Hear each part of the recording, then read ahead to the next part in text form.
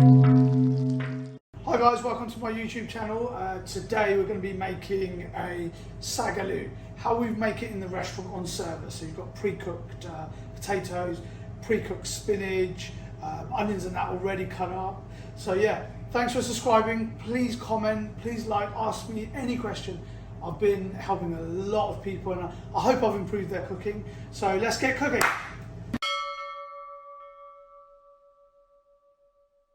Okay guys, so first thing, we're going to just start with a little bit of oil. Probably about a couple of teaspoons should do it. That's it. I'm just going to let that heat up for about 30 seconds. Not too long because we need to put garlic in there, so we don't want the garlic to burn. Probably about 1 clove of garlic there. You've got to be very careful, but always put the gas to a bit lower as you've got the garlic in. And as soon as it starts turning a little bit red, as you can see here, quickly get your onions and peppers cut.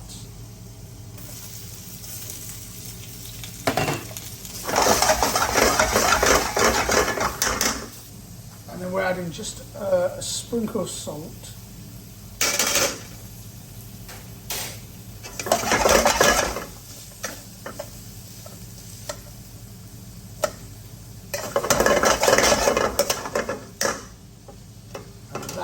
That should help the onions caramelize.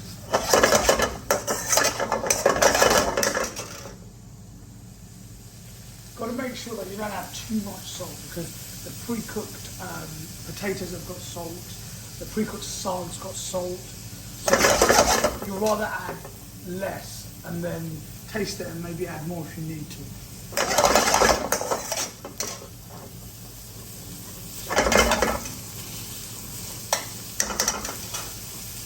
So the next step is we're just going to get the potatoes.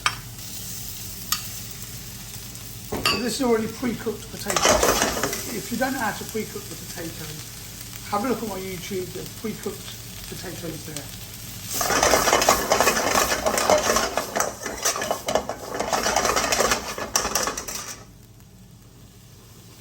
And then we've got the pre-cooked saag, which I've shown you how to do, so you should be able to see that on my YouTube.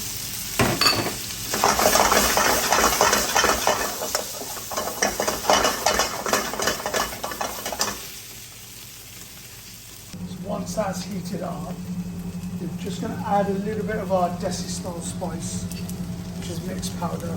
That will give it its flavouring. Make sure you've lowered the gas.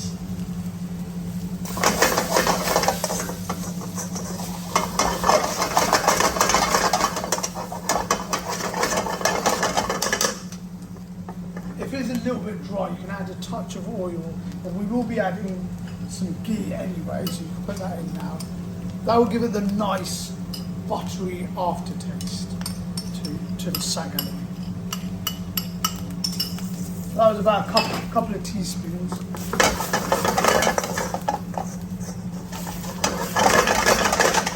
Still, you put it on low gas and let it simmer.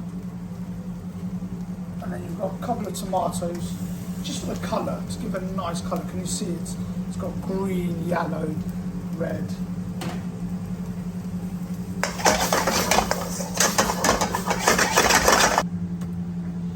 As I forgot to mention at the start, you'll need a non-stick pan.